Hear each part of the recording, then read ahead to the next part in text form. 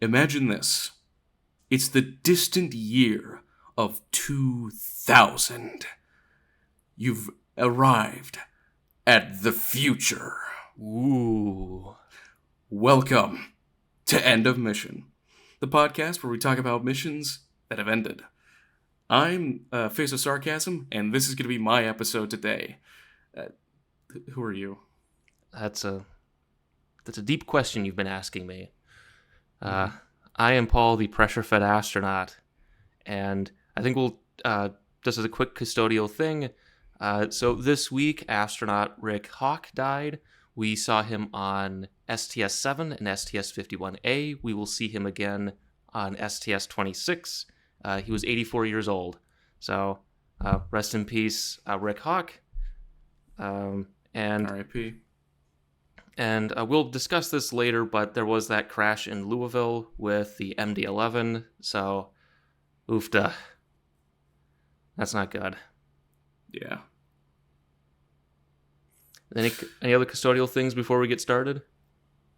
Not that I can think of. Is this an Endeavor mission? It is, yeah. How could you tell?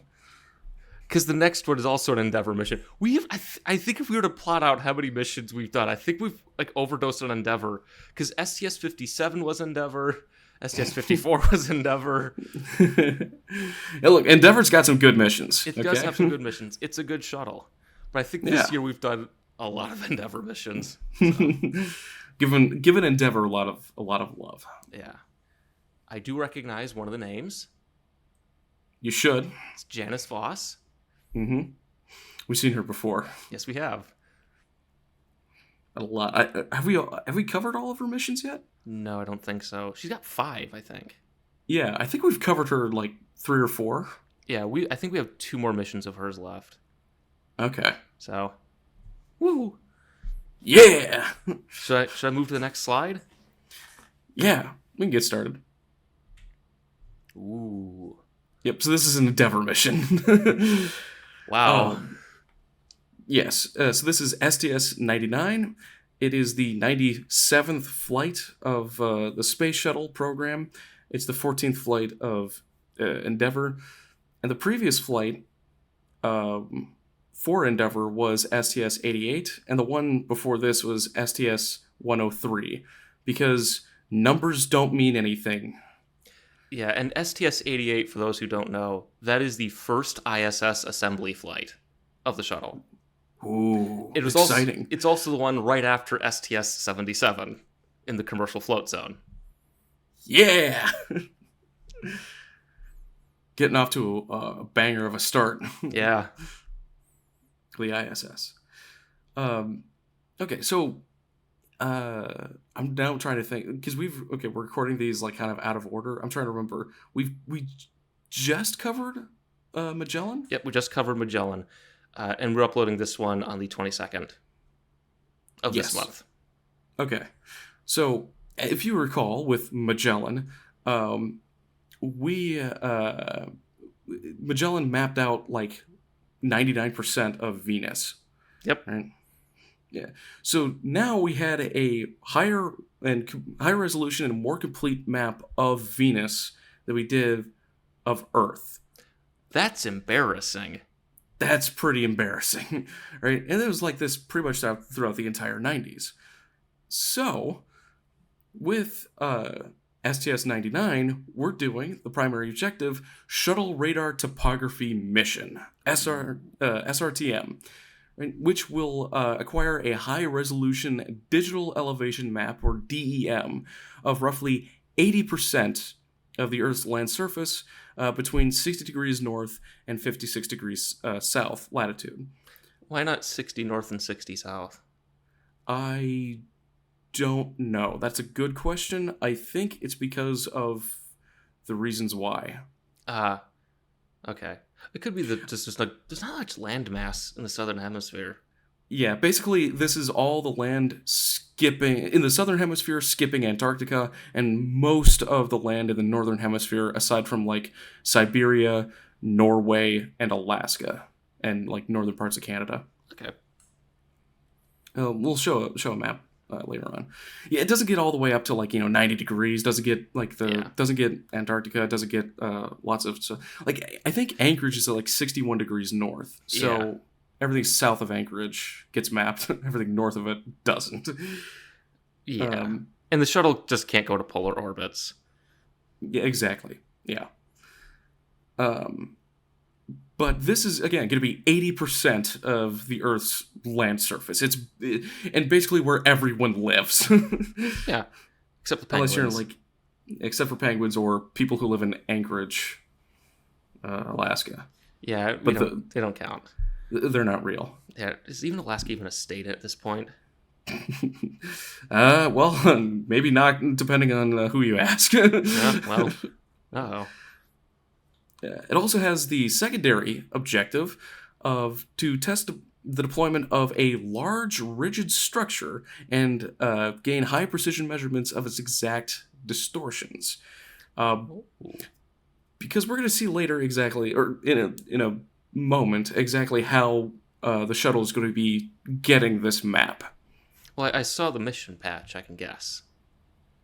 Oh, yeah? How do you think? Well, it's a large synthetic aperture radar, so it's a really long boom. Right? Basically, yeah. And that's going to wiggle in space. Yeah, so you kind of need to know where it is. And the ISS also is really big and wiggles. Yeah. You know what the longest thing ever deployed from the shuttle was? Is it this thing? No. It was a 12-mile long tether that snapped on STS-99. It's in the pipeline for next year if you want to take that mission.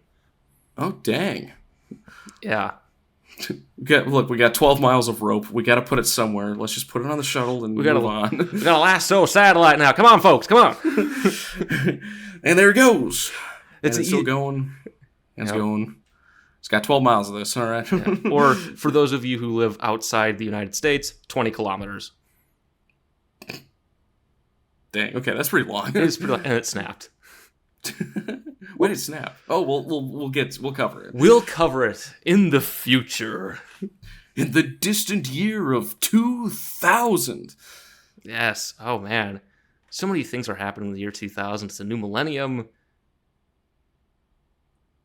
Yep. Oh, by the way, there's a Twitter account that is 25 years ago today. So every day they post something that happened exactly 25 years ago. And in this case, they're posting the 2000 election, Gore versus Bush. Oh. Yeah. Next year, it's going to get really spicy in September. That's all I'm going to say. Yeah. Yeah, something's going to be coming up, so...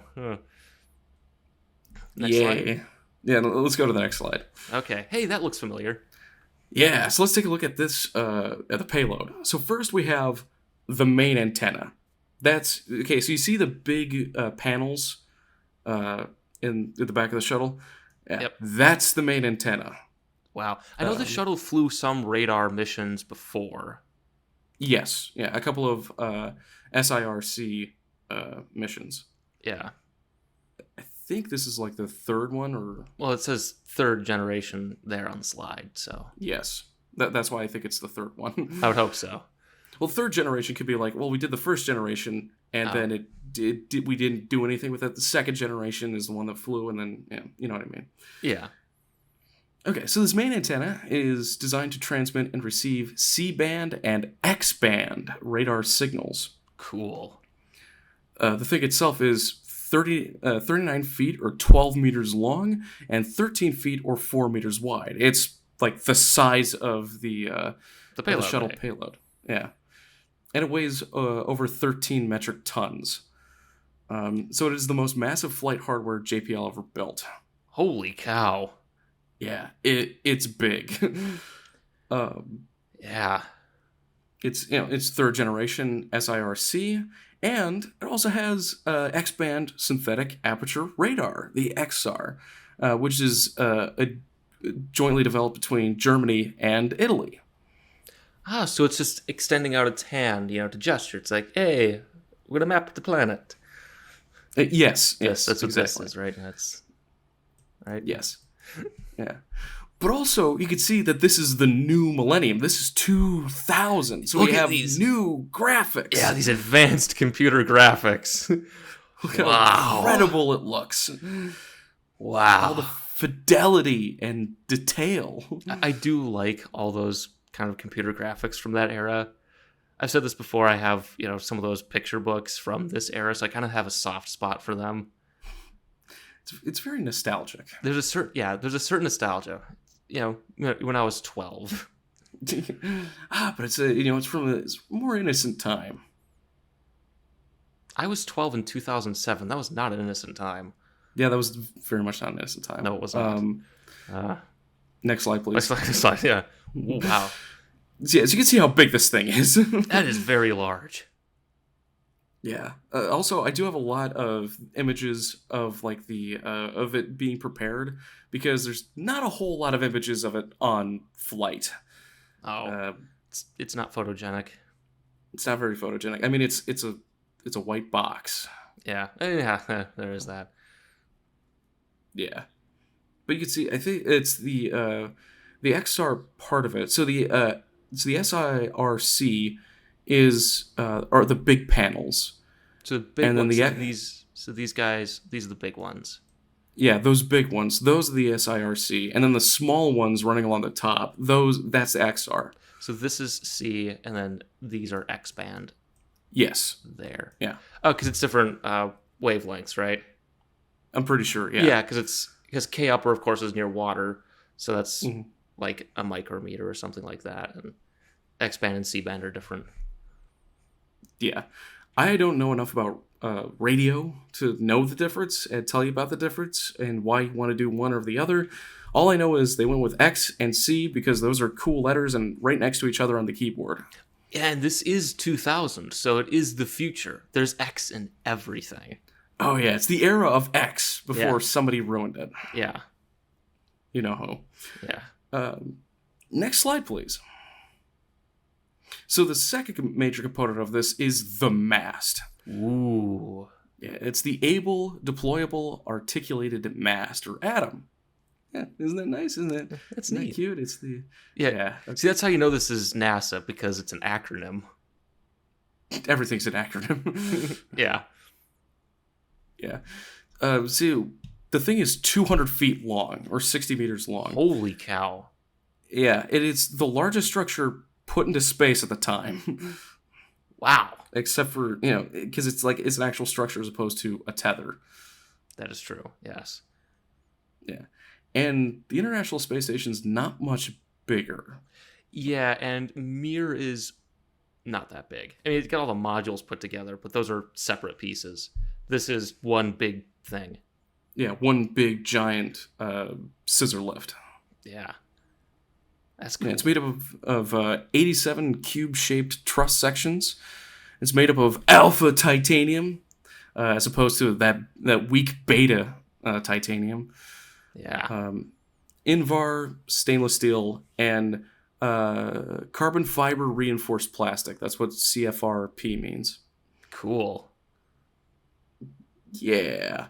And so you can see it extends for the mast canister, and then it retracts before landing, and it's a process that takes 20 minutes to extend and retract. I would assume so. Yeah. I mean, 20 minutes is, that's like 10 feet per minute. That's pretty good. It's pretty quick. Yeah. Yeah. Neat. So now you're probably wondering, hey, what's this mass extending out? Yeah, what's this guy? Well, if you go to the next slide, please. That's You big. can see. Yeah, we have the outboard antenna. Right, so all of the radar transmissions are done by the main antenna. The outboard antenna only receives radar signals. So they get bounced down, then they bounce back to this. Yes, as well as the main antenna. And it basically, you have parallax now, right? Oh, you have parallel. Yeah, it's synthetic aperture. Yeah, exactly. So if you have two eyes and you're looking at a third object that creates a triangle. Now you have parallax, right? Your brain is looking at the difference and saying, "Oh, this is 3D," right? Yeah. It's kind of how it's basically the same idea with radar. Yeah. Well, weird, right? Yeah. Huh. Right. And obviously, you can receive both C-band and X-band because that's what it's being transmitted. It also has two GPS antennas, light-emitting diode targets, and a corner cube reflector. Oh yeah, so as I explained in this one, this little paragraph, you have multi-pass interferometry because you have the main antenna and the outboard antenna. Yeah. You can do it on a single pass. Whereas with other like satellites, if you want to do radar topography, you'd have to do multiple passes. Yeah, because you're seeing it as you progress. Yeah. Yeah. Whereas this is like, I got two of you at once. Gotcha. Yeah, exactly. But also, all the information that's going to collect is going to be stored in 300 high-density tapes. That's going to record roughly 10 terabytes of data. Holy cow. Yeah. So we're done with the whole, like kilobytes and megabyte stuff. Yeah. Welcome to the new millennium. Yeah. We've got really nice VHS tapes. I have pictures. Oh, you have pictures of those? Because for reference, I think my OneDrive is 1 terabyte. And I know my other old computer has a 1 terabyte hard drive. My big computer has, I'm pretty sure it has 4 terabyte hard drive. And then my laptop has 2 terabyte SSD. Wow. Yeah. So, now we're finally getting to the point which, the data storage capacity on these missions is now like reasonable and comparable to modern technology. Yeah. Yeah. Wow. Yeah, because I've started doing research on Pioneer 10 and 11, and it's like, oh, this one has a storage capacity of 6 kilobytes. Yeah, like, the thumbnail for this episode will be bigger than what it can store. I opened up a new Word document, typed in "Hello World," saved it, and that was 13 kilobytes. Yeah. Yeah, now this is 10 terabytes. It's still, 300 high-density tapes. Yeah. What's the future? But we're finally in the new millennium. Yeah. And also you can see how big the thing is. Oh, that is very large. Yeah. Next slide, please. Also, we have the attitude and orbit determination avionics. The position of the outboard antenna relative to the main antenna must be known at all times for accuracy. A 2 centimeter deviation or 1 inch deviation can result in a 400 foot or 120 meter error. So basically, It's like, if it's off like by an inch, right. It's like, okay, there's a skyscraper here, or there's not a skyscraper here. And it's a large dynamic object. It's a golden rule of physics and engineering is everything is a spring until it isn't. Yeah. So that giant 200-foot truss mast, truss, the big noodle, that's a spring. Yeah, that's a giant spring in space. Yeah. You want to make sure it's in the right spot. And it probably becomes a controls problem because there's this giant thing trailing off the side of the shuttle. Yeah. I'm going to talk about it a little bit later, but they came up with a maneuvering thruster, they came up with a specific maneuver when they had to adjust their the orbit of the shuttle. Cool. Yeah. Also, because it's the new millennium, we now have light-emitting diode targets, which allow the crew to guide adjustments of the mast tip. It's like they had to manually adjust some of it with a laptop. Yeah, it's compared to the lanterns of whale oil they used to use on the shuttle. Yeah, that's what they used for lighting in the payload bay. Before, whale oil. Yeah. Then they switched to arc lamps for a little bit, and now we got LEDs. Well, then they did coal gas for a bit.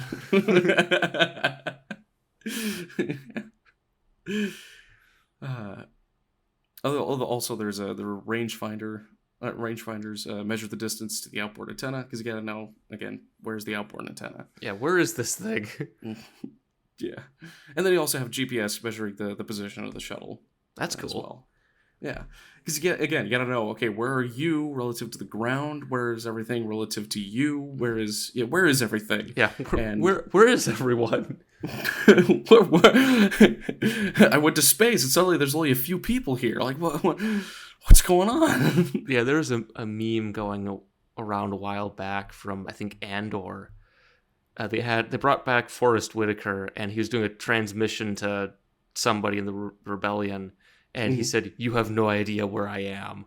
So there was a lot of people joking and making memes based off of that. Oh, okay. Yeah, including Starship engineers. Oh, good. Yeah. Next slide, please. Ooh. Yes, this is basically how it's going to be operating, right? You have the giant C-band swaths, and then you have higher resolution X-band swaths. That's neat. Yeah. And also, here you can see what is going to be covered, what is going to be mapped by the shuttle. Yep, we're all going to get kilts, we're all going to go plaid, we're all going to be lumberjacks, and we're going to be okay. Yeah. Exactly. The future. The future. But also, it's not just the radar instruments that are going to be on this flight. Next slide, please. Cameras. We also have Earth Cam. Cool. Yeah, I'm pretty sure it's the camera on the left. That's guy? the Earth Cam one. Yes. This guy, the Polaroid?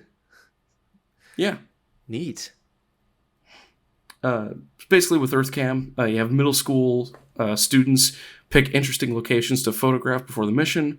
Earth Cam photographs those locations during the mission, and then Earth Cam images are posted in a data system the students can then access and use over the internet. Ooh, the internet. It's the future. Yeah, we're in the middle of it's 2000, right? Yeah, this is 2000. This is the first mission of 2000. You know that the next shuttle mission is the first mission of 1996. Because we're cursed, by the way. Yay! We're cursed. I'm sorry. They always coincide with anniversaries. I don't know why. Are those floppy disks? Oh, stop asking questions. I don't ask. Okay, I'll stop asking questions. I'm sorry. Thank you. Next slide, please. That's big. It is big. Yeah, and again, I'm showing a lot more of these images because there's like two of it in flight that I could find. Look, that guy's just sitting there. He's eating his lunch. They're recreating the one Empire State Building photograph. Yeah, except now they actually have safety standards and regulations and whatnot. Yeah. Okay, so I see how this is mounted in. Yeah, you see the structures, the truss? I can see the trusses. And so this looks right here, this cradle looks like it's from Space Lab, one of the exterior pallets. I believe it is. I would assume, yeah, because it's probably good for like power and control to kind of port with the shuttle. Yeah. This is giant radar antenna. Yeah, that's cool. It's a big crane too. Yeah. So then so they have to put this into the RSS then. They load it separately into the shuttle. Oh, that's going to the payload bay right there. Yeah, it's right here. Okay, so they're not mounting it on the pad. Okay, because some of the missions they'll do that. They'll put it in the RSS and load it that way. Yeah, I think with this one, I think they've loaded it here. There is I do have images of it in the RSS. Or are they doing fit checks? Who knows? Probably. Yeah, that must be a really cool and really boring job to have. Payload processing. Well, that's why they all have headphones on, so they can listen to music while this happens. Yeah, they're listening to podcasts. They're just listening to death metal. Yeah. One of them's like, listening to classical. Yeah. That jerk. This guy. Everyone else is listening to power metal. It's like, oh, what do you do? Oh, I watch and make sure that the payloads that enter into the payload bay, they go in safely, securely. There isn't damage or anything like that. He's just, it's him just boringly pointing, just standing there pointing like, you're good. You're good. And then the headphones, you could hear just, yeah. You're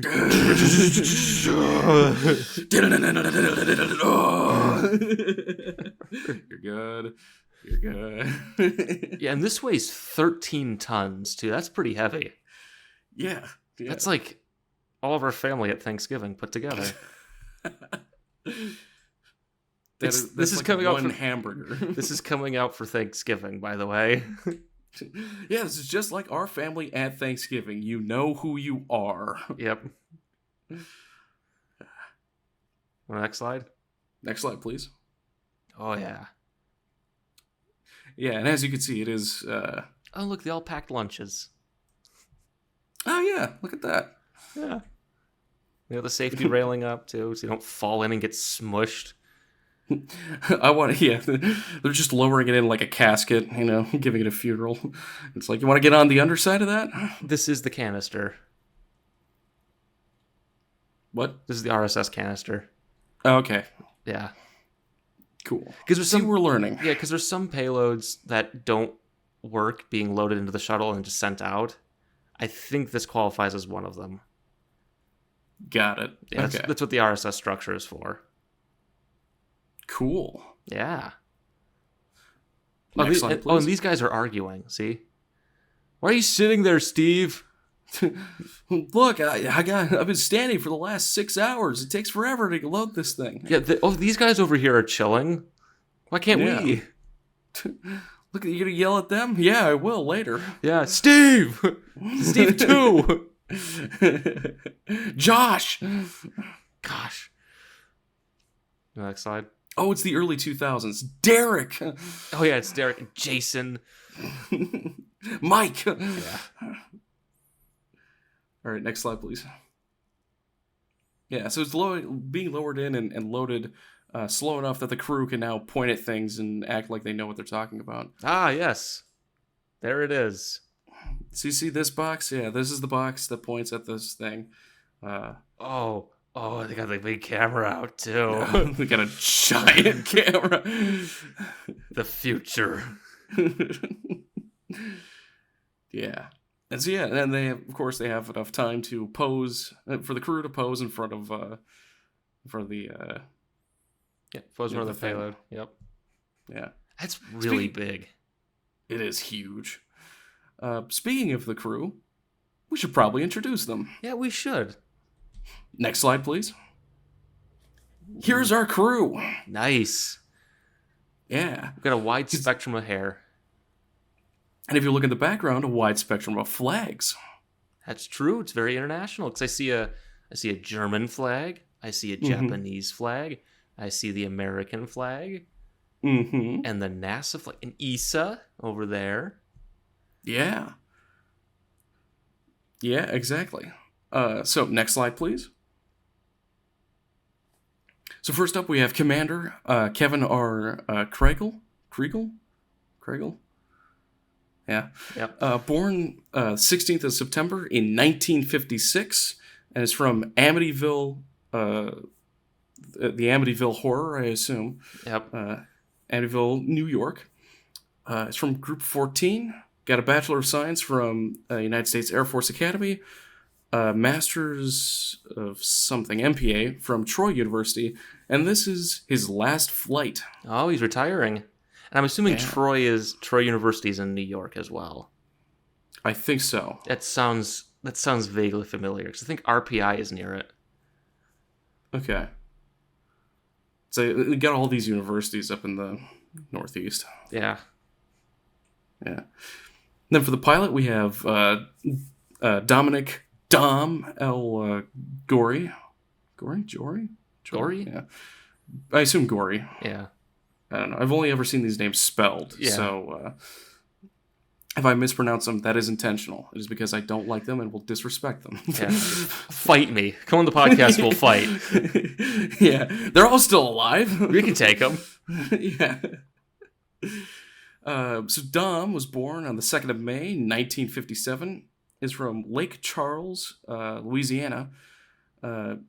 Is from Group 15.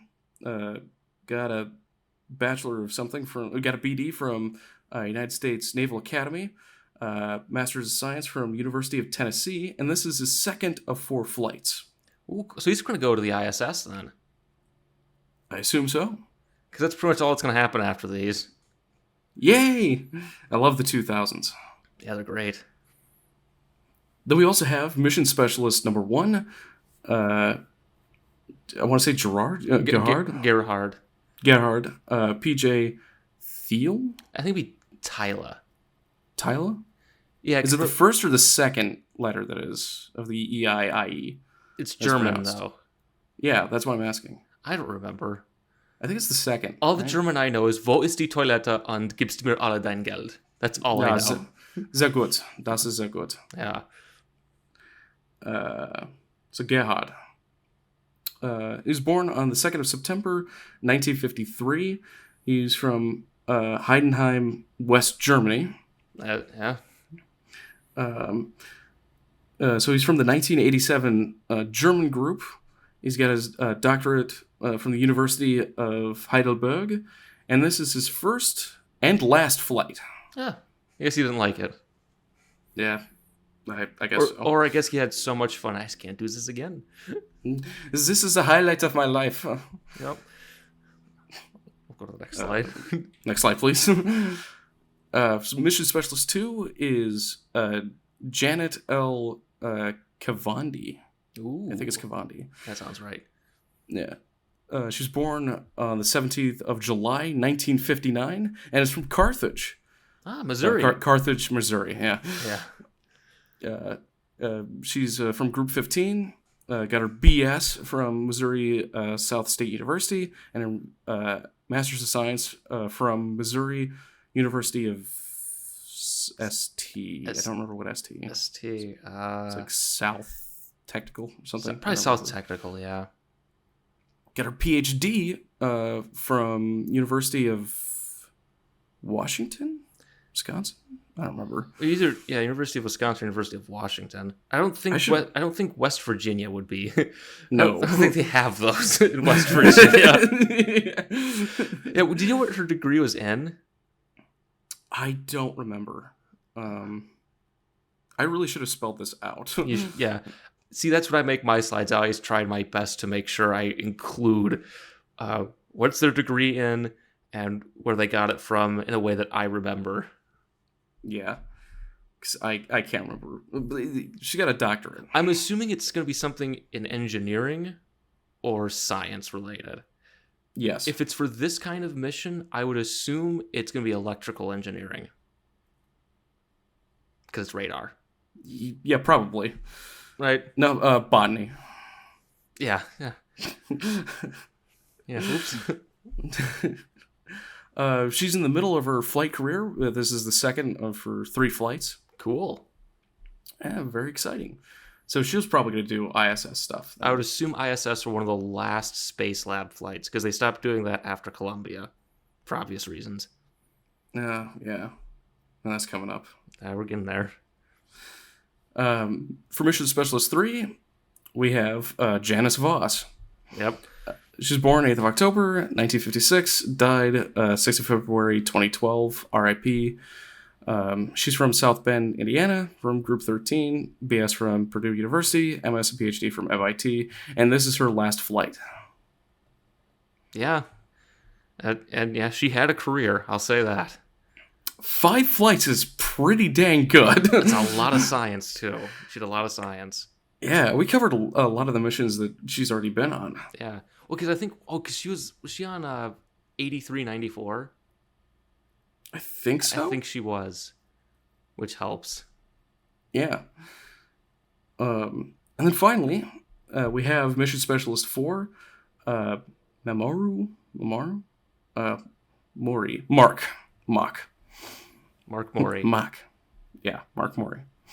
He was born on the 29th of January, 1948. And he's from Yoichi? Yoichi, Hokkaido, Japan. Yeah, so Hokkaido, I think, Hokkaido is the island, the topmost island of the main islands of Japan, because there's the 4 main islands of Japan. I think Honshu is the big one. Mm-hmm. Hokkaido's one on top. That's where they built the second machine in Contact. Ah, okay. Yeah. Yes. Cool. So he's a transfer student. He's part of the 1985 NASDA group. He's got his Bachelor of Science and Master's of Science from Hokkaido University and PhD from Flinders University. And no, I don't remember what in, but presumably some form of engineering that is related to the big frickin' radar telescope. Yeah, because I know for the next flight we're doing, which is STS-99 with the Japanese astronaut on that one, it has his degree in structures. So probably makes sense. Yeah. One of these people probably has some specialty in structures, I would hope so. presumably. Also, this is his last flight of 2. You know what his previous one was? I don't remember, and of course I did not write it down, so I can't remember. Okay. Yeah, I'm doing a great job with this episode. This is fantastic. Well, it is only your second shuttle mission. Yeah, still getting used to it. Yeah. Also, I do want to mention this now before it worms your way into the mind. Yes, we do have a Japanese and German astronaut with a German and Italian joint venture for the radar mission. We're bringing the band back together. Yep, they had one world tour. It did not end well. And now they're mapping the rest of the world. Yeah. Unfortunately, this is for peaceful things, right? For good things. Of course. Right?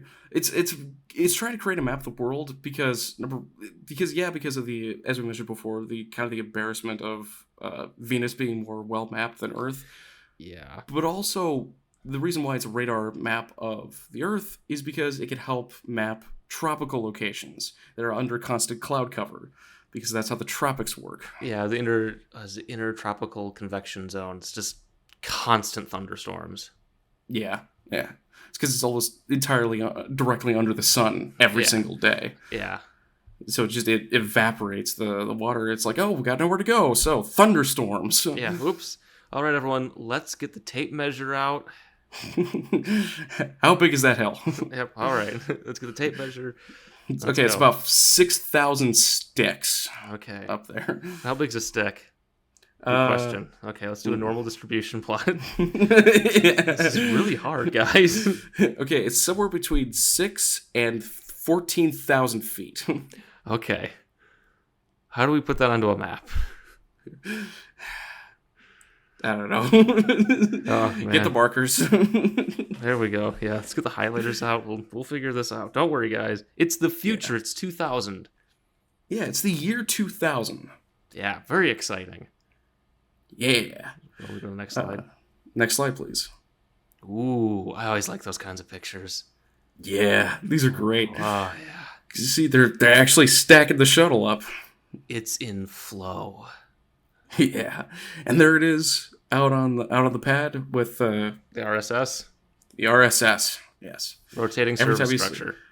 Every time I think though, it's like I keep in my mind. It's like that sounds just like RMS, and so I think RMS Titanic, and that's that's completely different. That's a completely different mission. We're not doing that one anytime soon. No. That's a good shot too. Yeah, there's another image I found from the Space Archive, the wiki, and it's a photograph of the photographer taking this picture. Nice.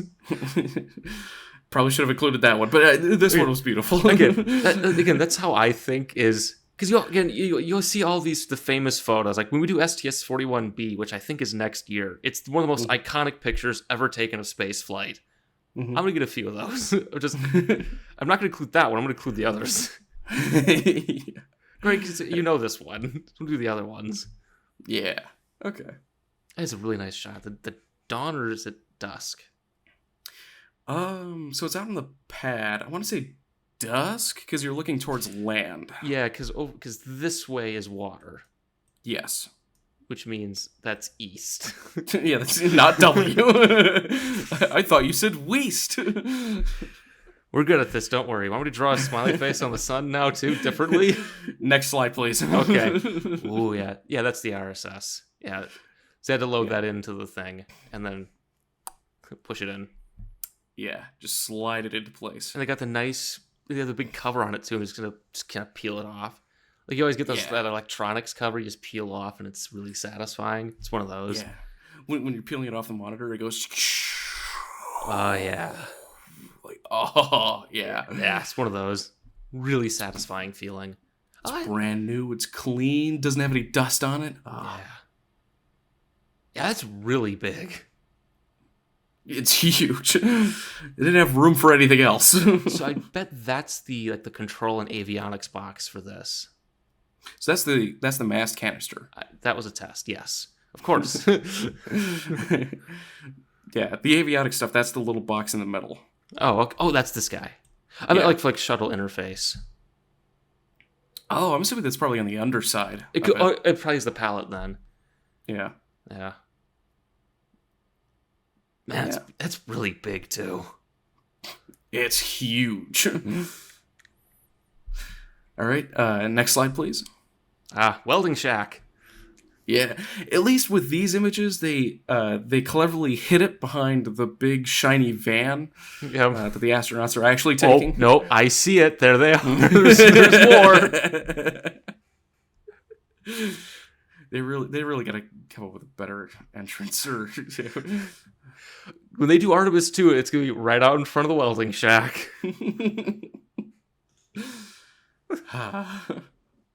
Yeah. Oh yeah. I recognize him. He's an astronaut, I think. He's probably, I mean, he's the one that looks the most excited out of all the other non-astronaut people. Yeah. Oh, they're all again, if it's their first flight or it's just every flight, it's just, oh, I'm going to sit in this thing and I'm going to go into space on that. Every single one of these astronauts has flown before except for Gerard. Yeah. Gerard? Gerhard. Yeah. Gerhard. Yeah, and you can tell because he's bald. Yeah. Yeah. Yeah, everyone's excited. Everyone's going up. It's great. But the thing is, even if they've done it before, there's still that moment of, oh no. Oh, this is real. We're doing this again. Oh yeah, oh yeah, this is scary. Yeah. There's a difference between looking at the roller coaster and getting into the roller coaster. Yeah. And this one's built by the lowest bidder. Yeah. Slide. It's Endeavor, right? It's built with a box of scraps. That's true. It's the spare parts. Don't worry, guys. It's supposed to make that noise. Yeah, that rattling is normal. That's normal. Ignore it. It's fine. Just hit it a few times. Beat it into submission. Yeah. No, we got duct tape, right? Yeah. We're good. Plenty of duct tape. It's a space mission. It's a NASA mission. Yeah, of course. Always got duct tape. Yeah. All right, next slide, please. Ooh. Launch. Yeah. So again, this is the first flight of the space shuttle in the new millennium. This is it launched the 11th of February 2000. The future. The future. And it launched at 12:43 p.m. Eastern Standard Time from Pad 39A at Cape Canaveral. Cool. So it was originally supposed to launch in 1999, hence why it would be perfect with STS-99. It launches in 1999. But you had shuttle fleet wiring concerns delay the launch from the 16th of September to October. And then the wiring work itself delayed the launch till November. And then there's an opportunity to repair the Hubble with STS-103, so they decided to launch that. And so this pushed it back all the way to the 31st of January 2000, but due to weather and technical issues, it was delayed until the 11th of February. So it's supposed to... So how many months is that of a delay? So it's September to October, November, December, January, 5 months. 5 month delay. Man, not bad. Well, I mean, sitting at the airport for 5 months does not sound fun. They just sit because what they do before, it's like I think it's like the week before they go into quarantine, so they sit in basically motel rooms in the building with the welding shack. Now I don't know if they still do this, and so they sit there for a few days, and it's really boring. It's also to get them in sync with like mission time. Oh, yep. Because again, when you launch, right? You're launching at 12:43, which means you're in the vehicle at like 8, but that means you have to get up at like 3. So you gotta, yeah. One of these days we should do a special on just, okay, how does the shuttle mission happen? That would be interesting. Yeah. Yeah. I will look into doing that. Probably not next year, maybe for 2027. Yeah, it'll be technical delays. Yeah, we'll push it all the way back to 2028. You gotta sit in that airport for 5 months to get the real feeling. I sat in an airport for 5 months just to get it. It leaves after 2 days. Yeah. Oh, and All these shuttle launch photos are always good. Yeah, it's great. I'll edit that Turn out. Thank you. I have to turn my phone off. I'm not gonna edit that out now. Thank you. I want to do a mic thing, and no, I'm not gonna edit that out. Leave in all the stumbles and stutters and Yeah, of course. Ooh. Yes, there are also some good images of the external fuel tank being dumped, being jettisoned. Yeah, I think that was one of the requirements after Challenger, because only Columbia and Challenger had the cameras in those bays to make sure the doors closed. Oh. Yeah, and then someone said, you should probably include these cameras on all of them so you can see if the doors close. That would be nice. Yeah. Hey, are we going to burn up in the atmosphere? Maybe. I don't know. Yeah. If the doors close, I hope. Well, yeah. Yeah, you can see there's the big hydrogen. This is oxygen valve. Yeah, that's the oxygen line. Because it goes into the... all the way up to the... Because that's the big oxygen tube. Yeah, going up to the LOX tank. Yeah. I know my external tank. Yeah. Totally. This is a rocket, There it is. You can also see all the thermal damage to the because of the the engines at the bottom of the tank, and then the SRB separation. You can see the scars up there. Yeah. Yeah. If you look at other ones, you can see the aerothermal heating up on the nose of the external tank too. Ooh, nice. Yeah, it's really cool. Yeah. But yeah, it's got some really nice images, and there's even more in the next slide. Ooh. Oh, it's venting. Yeah, it's venting. Yeah, and so they do that to get it to tumble when it comes in, because the external tank, I think, dry weighs like 25 or 35 tons. That sounds about right. Yeah. And it's made of aluminum. And foam. Yeah. When we do the external tank special, I actually have footage of an external tank burning up, and it's tumbling. Oh yeah, I think you showed me that. I've shown you that footage, but the audience has not seen it. Suckers. Yeah. Yeah, they're venting the excess hydrogen, and they're using this to cause it to tumble. Awesome. Because if you've played Kerbal Space Program before, you know that something coming in straight might actually survive. So that's why. But if you tumble, you heat up everything, and it disintegrates. Oh, okay. That's why they have a tumble. Yeah. Because usually when I'm dropping stuff in, going straight in usually makes it go the fastest, and that's what usually causes all the destruction for Kerbal Space Program for me. Yeah, well. I might suck at it. Yeah. Well, I also suck at Kerbal, as everyone has seen, so. Oh yeah, we're gonna go fly to what's the planet called? Pluck? Oh, yeah. Oh yeah, it'll take like 4 hours. Yeah. So we're on to the next slide, right? Yeah, next slide, please. Ooh. Yeah, so these are the only in-flight images of the actual radar that I could find, and it's already deployed. There are other ones too, where you can see like the outboard The mast. antenna. Yeah, with the mast. But I mean, you can't see anything else with it. It's basically it's a big stick out there. Wow. Exhilarating, exciting. I know. That is very exciting. Is that the moon? Yeah. That is the moon. Yes. Cool. That's the moon. Beautiful shot. So, but you also see the orientation of it. Yeah, what inclination is the orbit for this one? 60 degrees, I would assume it's 60 degrees. So this is probably one of those highly inclined shuttle missions then. Yeah. Because I think STS-36 was 62, so this is probably the highest inclined since then. Yeah. I mean, it's pretty much the highest they could go with that payload to map the Earth. Yeah. And it's again, you're pushing those limits of the shuttle. Because I know with one of them, they had to do actual overflight of land for STS-36. Oh, dang. Yeah. Yeah. I've seen one of the papers that discusses that. Because it's pretty much, okay, we're to go along the coast, dump the SRBs, and then go over land. Oh. Yeah. Then we're to kind of maneuver to fly over land. So... Ugh. That does not build a lot of confidence in me. Yeah, that's cool though. Yeah, and so you can see kind of the angle of it relative to the Earth. Yeah, so it's got the right wing is pointed towards the Earth, Mm-hmm. And the mast is out. Yeah, towards the left. Away-ish. Yeah, so the normal Earth vector is like this. Yes. So to Earth is that. Yeah, because it's aligned with the panel. Yes. Well, it's not exactly aligned with the panel. You can see it's flat. Yeah, but it's, it's kind of trying to align with that panel-ish. Yeah. Yeah.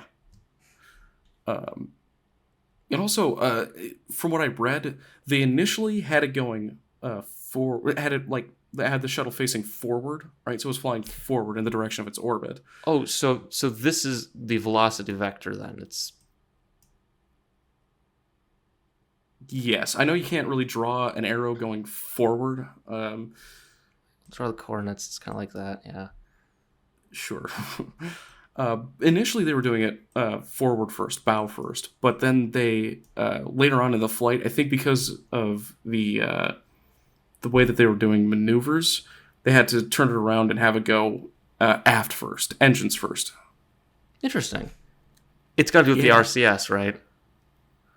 I'm pretty sure it does, because basically the problem that they found is that they have the engines, all the maneuvering thrusters are on the shuttle, right? Yes. The outboard antenna is 200 feet away from the shuttle on a big stick that, as we discussed before, is a spring. Yeah. I mean, look at that thing. Does that just scream structural integrity to you? Yeah, definitely. And you know what? I was told this by Pam Melroy, the astronaut. The shuttle has a high thrust RCS and small thrust RCS. No medium thrust RCS. That was one of her complaints.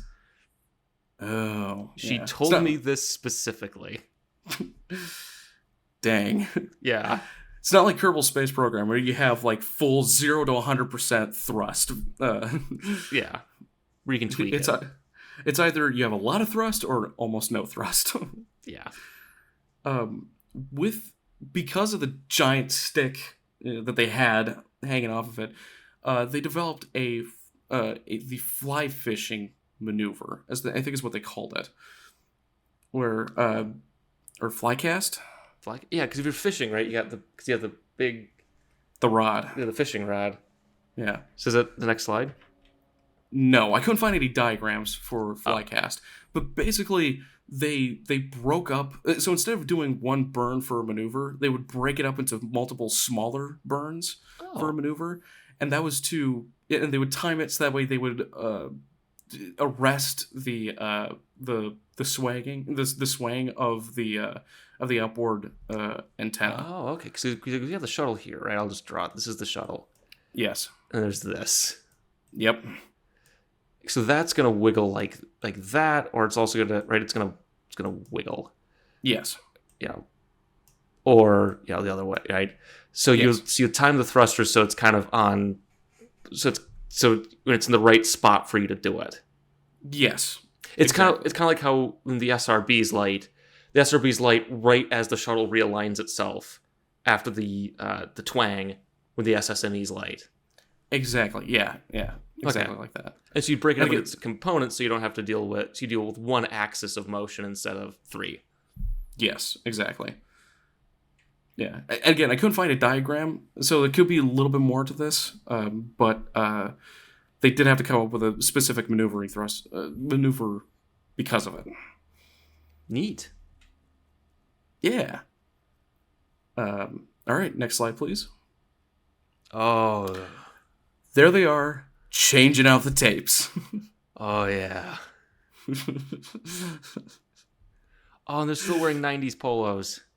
Well, yeah, you gotta remember, it's the new millennium, but this flight was originally planned for 1999. Yeah. So everyone else that's flying, STS-103, they're all dressed in flashy, futuristic 2000s clothing. Yeah, with the crew cut. Yeah. T-shirts. Like the frosted tips, too. Some of them get some frosted tips. But nope. Yeah. These guys are stuck in the 90s. They're stuck in the 90s with their polos. Gosh. Different times, I tell you. Mm-hmm. Could you imagine living through that? Oh. I did.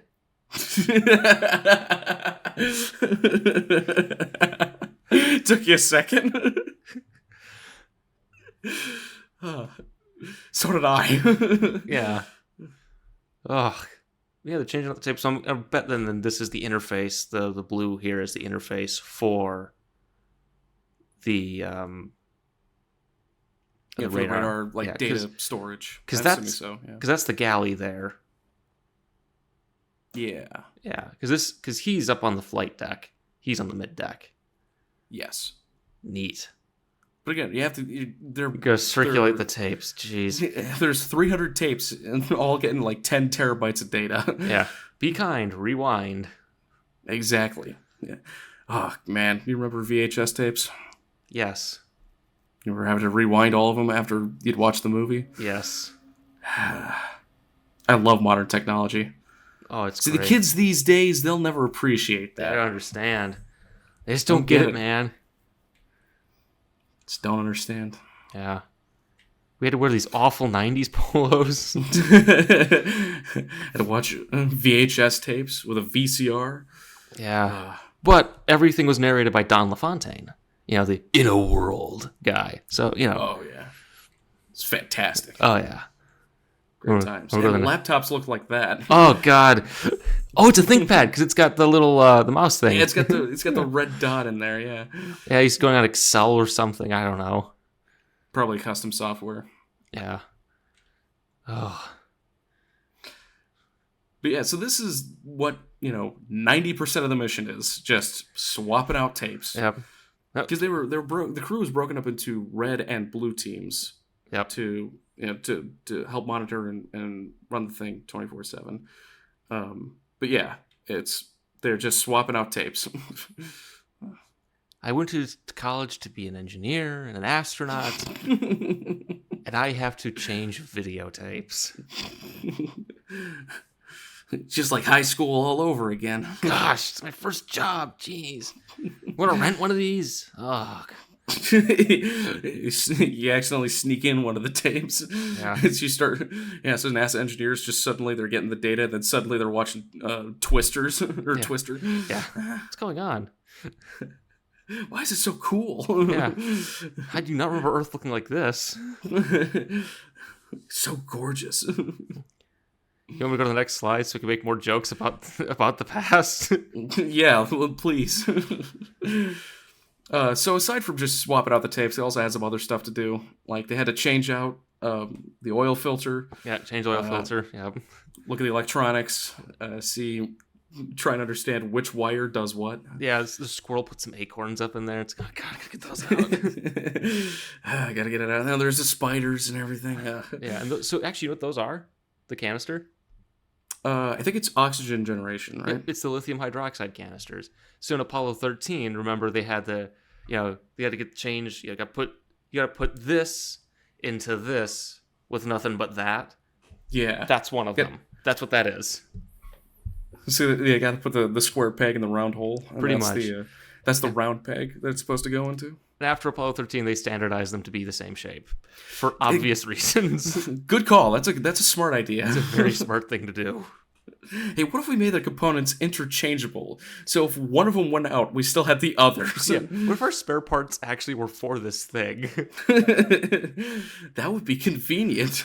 Weird, right? Wow. Wow. So next slide, please.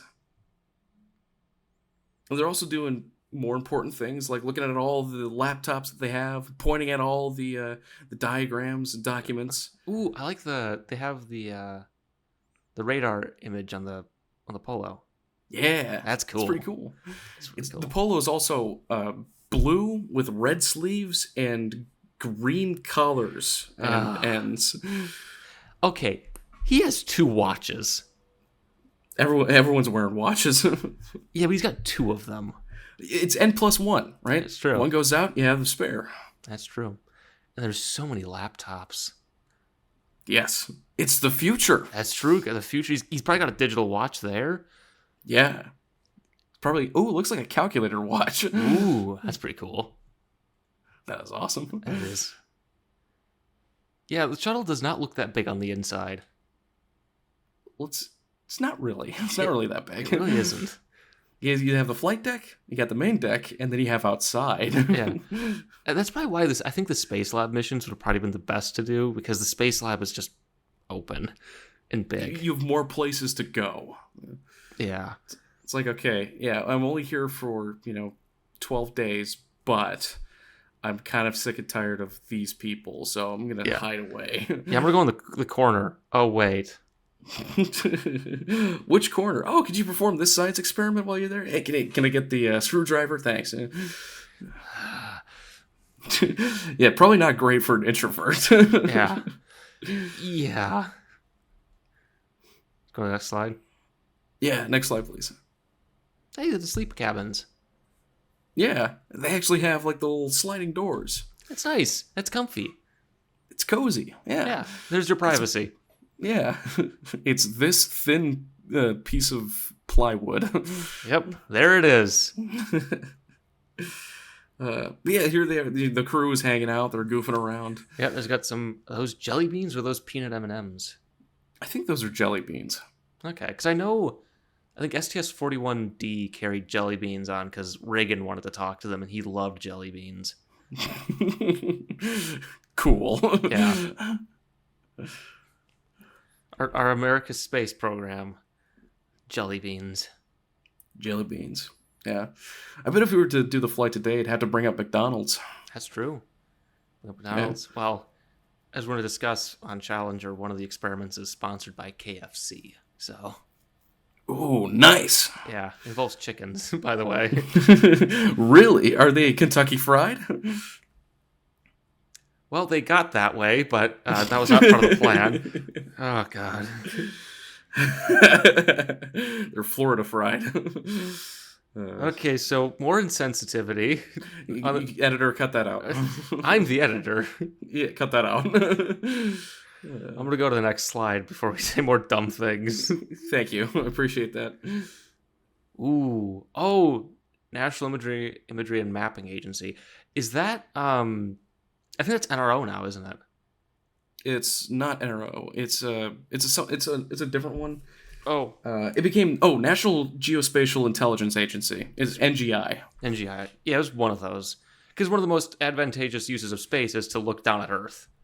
Yes, and also it's the National Imagery and Mapping Agency that was helping with this whole mission. They would benefit greatly from having a good topographic map of most of the Earth, except parts of the Soviet Union, former Soviet Union. Well, it's Siberia, right? That's There's true. nothing up there. Why would the Soviets put anything up there? From Americans, of course. Yeah. They only map up to 60 degrees. So much space. Yeah. In frozen wasteland. I see another VHS tape they brought. You do? What? October Sky. Or is that the book? I think that's the book. That's the book? Okay. Yeah. By Homer Hickam. It just has... Yeah. Because the book is called Rocket Boys. But they made a movie out of that? Yeah, the biography is called Rocket Boys. They changed it to October Sky because everyone thought it would be a dumb teen comedy. Oh. When it's not. So if you take October Sky and move it around, you get Rocket Boys. And it fits with Sputnik and all that. And I think Homer Hickam worked at NASA. I think he worked on the SRBs. Yeah, that makes sense. Yeah, so this is his thing. Yeah. Yeah. Pretty cool, right? Yeah, got some reading in when you're not changing VHS tapes. Yeah, in between the long hours of changing VHS tapes. Huh? Yeah. When's your shift start? It starts at 12 a.m., goes to 12 p.m. I change tapes. Yeah, you find someone with the last blockbuster. I'm going to put this on. It's just topography information. What's going on? It's VHS. It's the first flight of the new millennium. You want to go to the next slide? Next slide, please. Yeah. Cameras. Or camera stuff. Remember EarthCam? Remember how I talked about EarthCam like an hour ago? Yeah, cameras. Gotta love cameras. Pictures, cameras, and drinking. Drinking, yeah. Look, changing out the tapes gives plenty of time for day drinking, all right? Yeah, that's true. There's more VHS tapes. Or Yeah. Again, there's 300 of them. Over 300 of them. Jeez. If you spot, there are VHS tapes in every single one of these shots. oh, yeah, it's like one of those. It's like kind of what was that show? It's a House on Haunted Hill or whatever it was. Haunting of Hill House. There's ghosts in like every shot. You gotta look for them. Yeah, it's like that. It's of ghosts. It's VHS tapes.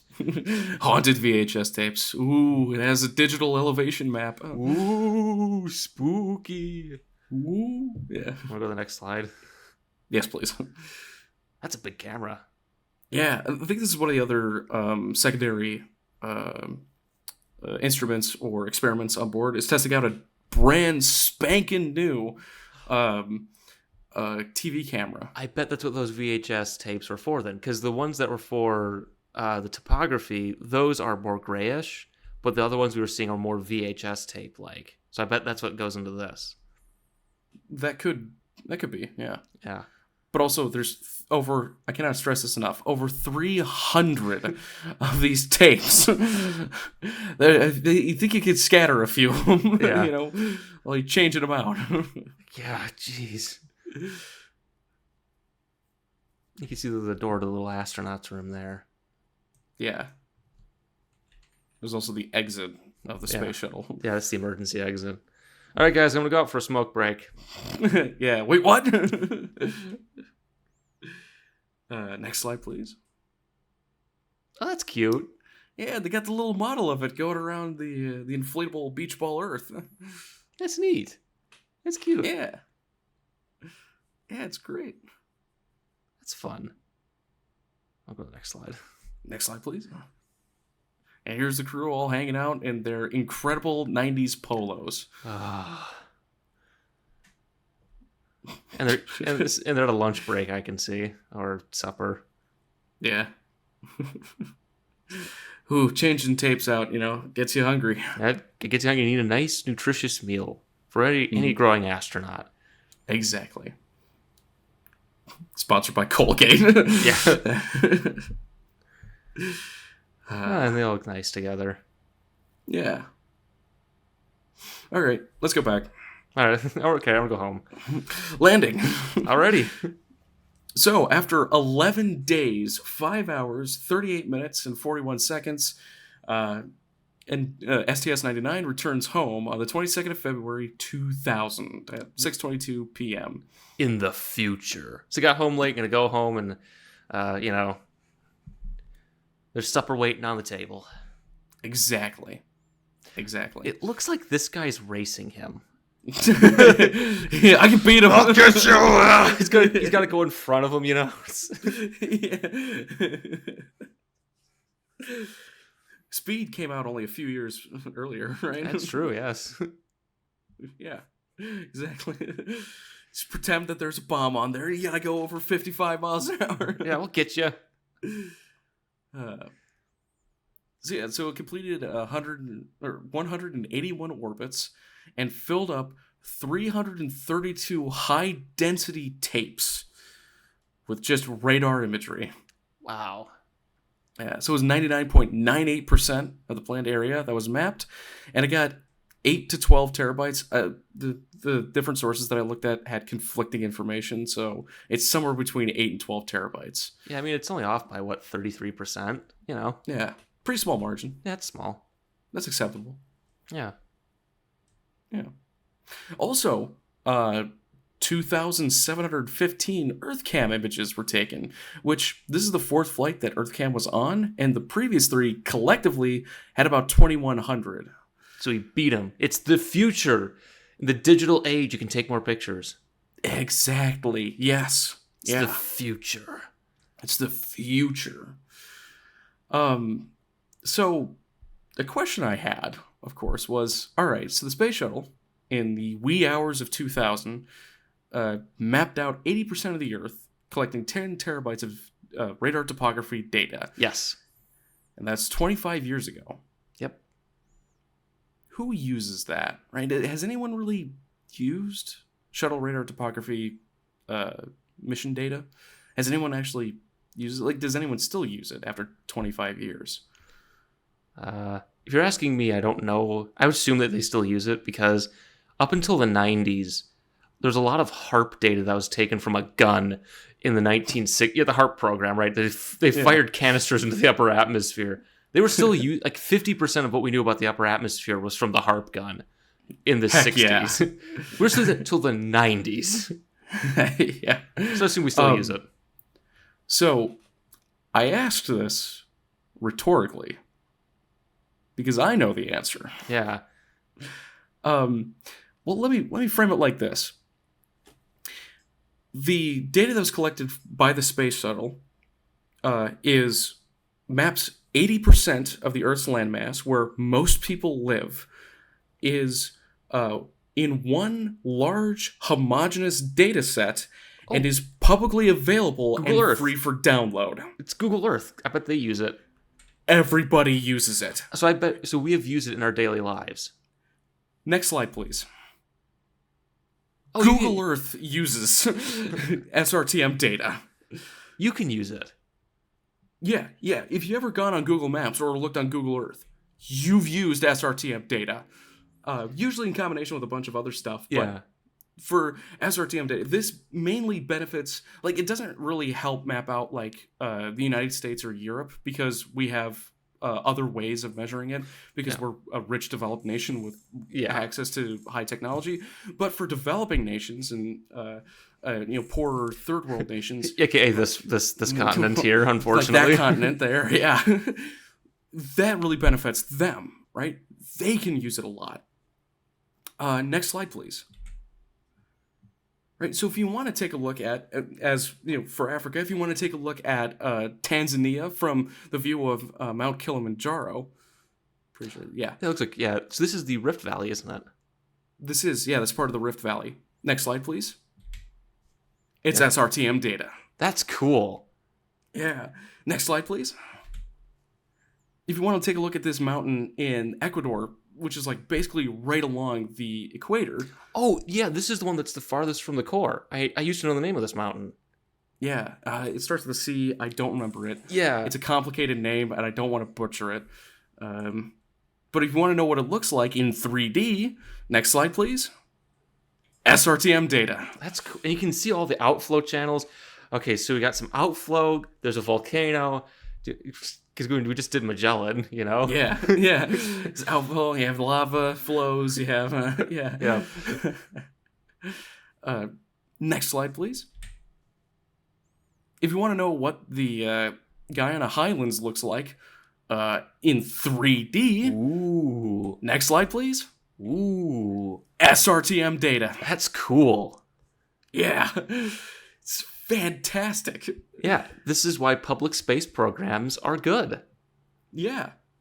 And it's not just for, public use, and you could see this with, like, Google Maps. You could have researchers that use this. You can find things. Yeah. Next slide, please. So this is Isla de Marajo? I think that's how you pronounce it. Oh, is that Sao Luis? This looks, which river is this? So this is the Amazon River. Oh, so it's not Sao Luis, because Sao Luis is on another river. Yeah, because that's Belém, I think. Belém? Okay, because if this was Sao Luis, over here would be Alcantara, the Brazilian launch site, which InnoSpace is going to launch this month, I think. Ooh, cool. Yeah. But this, what you're seeing right now, so the big brown river, that's the Amazon. This is the Amazon, the big one. This is Yes. Wait, let's draw. This is Bezos. Yeah. I was watching. If you ever see the show Evil, there's a fictional version of Amazon called Congo. Oh, nice. I thought that was crafty. That's pretty good. I like that. Yeah. This big rectangular island, basically in the middle. This is Isla de Marajo. This is the largest delta island in the world. Cool. But if you notice, kind of in its southwest corner, it's kind of weird with the direction that the rivers are going, right? Yeah, because it looks like it's kind of going that way. Yeah, it's curving around it, which is weird. Yeah. But you see, okay, so on the south end of the island, you see there's like this V. You see, there's that river, but then that other river next to it. This guy. That guy. So that is... what's the name of the river? Hold on. I actually have Google Maps up. Right now. Yeah, so it's Tocantins? Tocantins River? I think that's I don't know how to pronounce it, but that's Tocantins River. Basically, because of SRTM data, paleohydrologists were able to look at this and realize, hey, wait a second. Given the path and nature of this river and how everything seems to be moving, what likely happened is that the Tocantins River, oh my gosh, the T River originally emptied into the delta of the Amazon River. So it originally went this way. Yeah, it originally went up that way.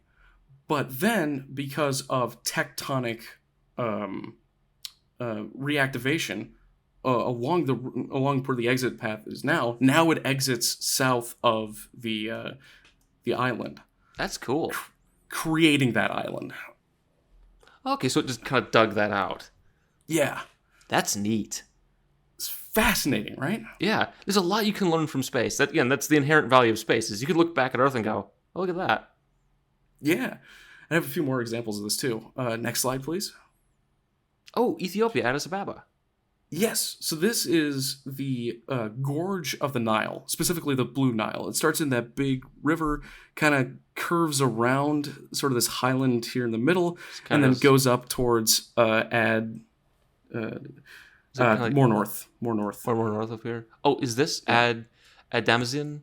Yep, that's part of the Nile. So it goes. I can see. Is it this guy?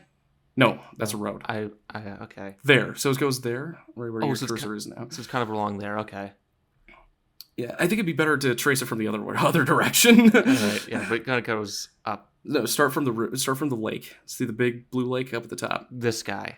Yes, and then it goes down and then to the right, following along this big canyon. It's kind of like this?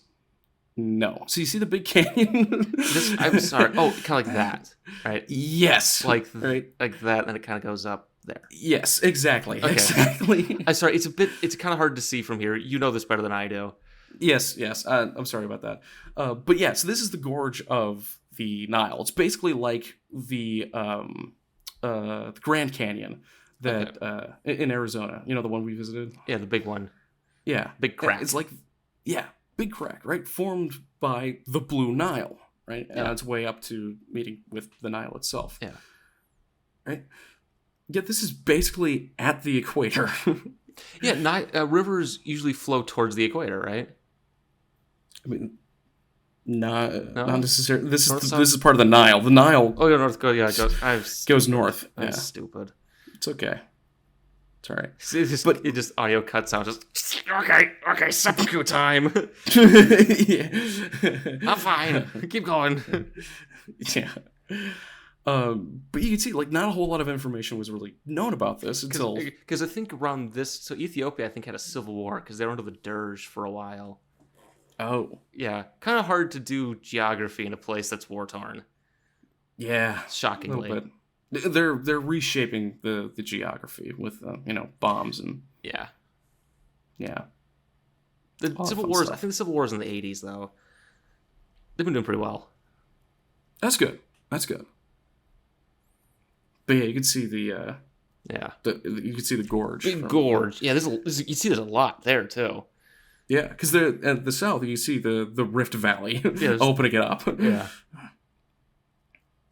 But yeah, it's fantastic. Seeing how like how the river flows and how it's carved out the topography. Yeah. Next slide, please.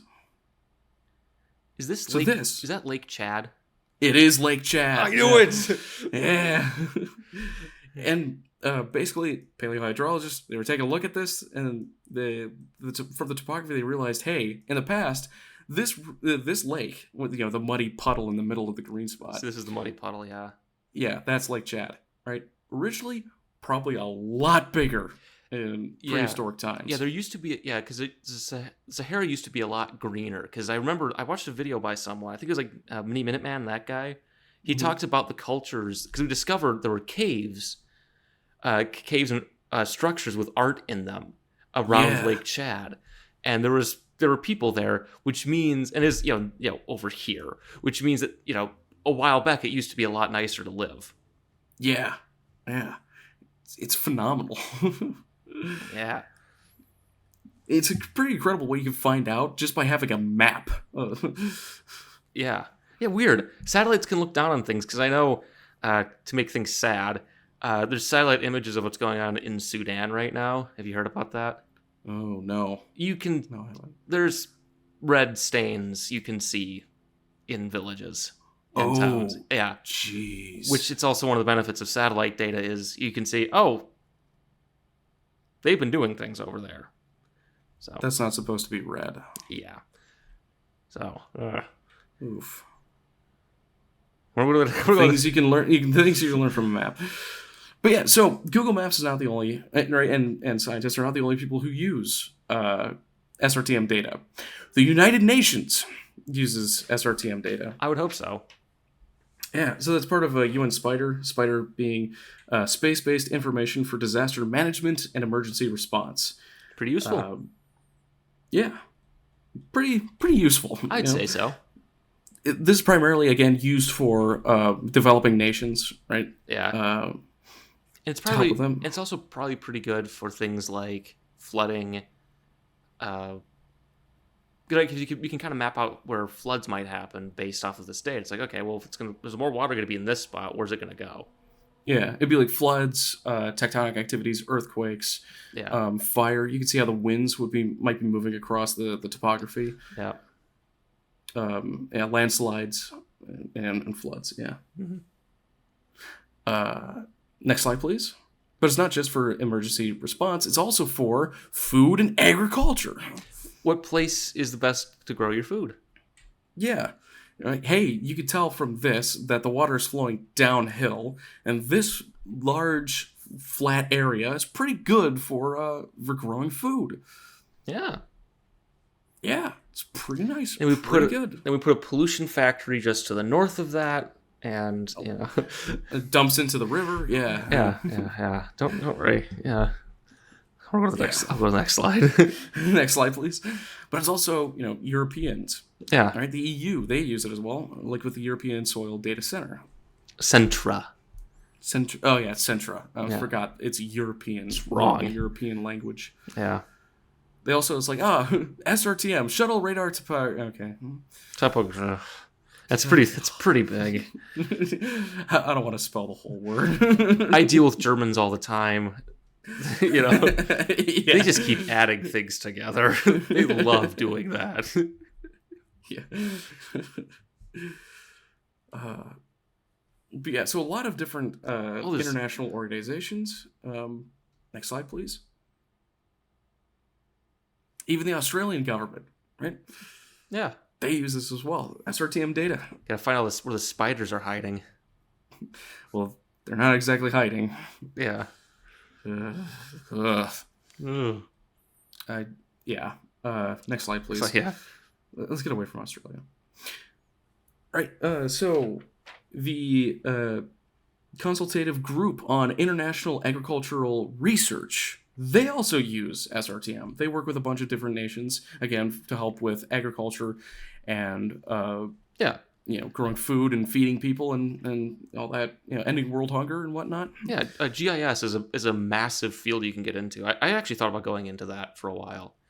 Yeah, and also with GIS, basically a lot, as you'll see a little bit, basically everyone that makes GIS, they also use SRTM data. Well, yeah, it's also kind of like how all your weather apps, they use NASA data or NOAA or NASA data. It's always from the same satellites. They don't own their own satellites.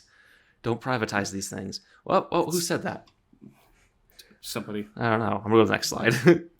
Probably a communist. Huh? Yeah. Oh, yeah, ESRI. The Environmental Systems Research Institute. Chimborazo. That's the name of it. Yep. Yeah. Chimborazo. Yes. In Ecuador. Yeah. An active stratovolcano. Nice. Yeah. But yeah, they also use SRTM data. Yeah, it's very applicable to a lot of things. Yeah. Next slide, please. right? Atlas, they make GIS software. Yep. They use SRTM data. I would hope so. Usually it's like, what I've seen is that you start with SRTM data and maybe add more localized stuff on top of that. Yeah, you'd use it for probably generalized use because again, it's all about resolution. But once you get a broad picture, then you can go, okay, well, over here is a good spot to put the the pollution factory. Yeah, right. You're probably not going to be using SRTM data for things like buildings and trails. Yeah, that's where you get local. USGS would do that for us here in the United States. Whatever the Canadian version of that is, or the European version of that for those places. For Canada and Europe. Yeah, and irrespectively. Yeah. Disrespectfully. Yes, yeah. We mean we were saying this with extreme malice right now. Yeah, of course. Next slide, please. OpenStreetMap uses it for things like trails. Yeah, because why not? Yeah. Everyone uses this. Yeah, everyone uses it. Remember the thing I just said? Yeah, it was a lie. Used for trails and routes to help with that. Why not? Yeah, exactly. Everybody uses SRTM data. And, Microsoft Flight Simulator? Oh, they probably use that too. Not really. I don't think they specifically do. They have, like, Bing satellite data, because, again, it's Microsoft. Which probably, they'd probably be using this data too, if they're going to use that. It's like Google Maps, because they're going to be using it. Yeah. I didn't find it directly from their sources. They basically said Bing satellite information, and that was kind of it. So it's probably, and they probably get that from Worldview, or because I know if you go on Google Maps, they'll tell you in the bottom right corner what they're getting it from. It's probably Worldview, or there's like one or two other constellations they buy from. Yeah. But also they do use OpenStreetMaps. So for Microsoft Simulator, and they use SRTM data as well. Which, why not? Yeah. Yeah. And while I wasn't definitive with Microsoft Flight Simulator specifically, the mods use SRTM data. Okay, so it's in there somewhere. Yes. Next slide, please. Blender. Oh, you can use it. There's Blender GIS add-on, right? And as you can see in there, get elevation. What are those for? What are those 4 letters? Hey, SRTM. SRTM. That's Wow. right. I watched a video 5 years ago of it's from shoot, I forget his name, but he's one of these Blender guys, and he used this add-on, and it's like, get elevation, SRTM data. Cool. It's fantastic. I should use that. I'll use that. Yeah, you could use it. It's free. It's all free. Oh, I can use it to model the OTRAG launch site. Yes, exactly. You might have to, put in your own trees and I'll do that. Buildings and stuff, but yeah, for the topography, I got it. SRTM data. Cool. Yeah. Next slide, please. Because other people, they've started using it in Blender to make pretty cool art stuff, right? Like this shaded relief map of New York, the state. So you could probably then use this to make your own like wood carvings. I know people would do that. They make the topography maps out of wood, and they like use CNC machines to make like maps of the states they lived in or the areas they were living in. Yeah. I think there are professional sites I saw that they make them for like universities and places where they make like these kinds of maps. They didn't definitively say they use SRTM data, but I'm pretty sure it's baked in there somewhere. It's gotta be if everyone uses it like this, and you could probably do this too with your own 3D printer. Yeah. It's phenomenal, but it's also not just New York State. There's also, next slide please, the Roman Empire. I bet the Romans could have used this. Yeah, this is the biggest expansion, I think, in 114 AD. Okay. I think. I might be thinking of Anno 117, but whatever. But yeah, you can see you color it like the colors of the late Roman Empire. Yeah, the purple and gold. Yeah, they're Vikings fans. That's oof. Yeah, this is why this line. Yeah. Oh gosh. Next slide, please. Yeah, we're from Minnesota, by the way. Yeah. You can also use it for other states, not just New York, but also South Wyoming. Right, and you add in on top of that like geological relief map of the state yeah. conducted in 1979, and look at that. So you gotta figure out where things are. Yeah, it's pretty cool, right? You can see how how is the rock distributed and the different materials Yeah. distributed Like- based off of topography. Yeah, like uplift or things like that. Oh, Yeah. Well, that's okay. So, STS-99, first shuttle flight of the new millennium. What did we learn? we learned that we can 3D print topographic maps of the Earth thanks to our good friend the Space Shuttle and 332 VHS tapes. Yes. Yes. Yeah, some people back in 2000, six astronauts back in 2000 allowed you to do incredible things on Google Earth and Google Maps today. I would say this is probably the most impactful space shuttle mission of all of them. Yeah, that's because you use it probably every day. If you use, if you probably use it today, or someone you know has used it today.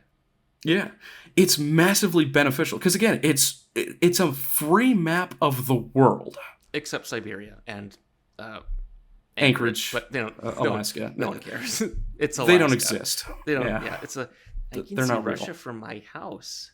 Well, yeah, because it's flat thanks to the topography. Yeah, it's flat just like the Earth.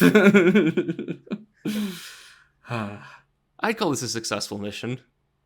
This is a very successful mission. Yeah, like it's super impactful for this for just 11 days.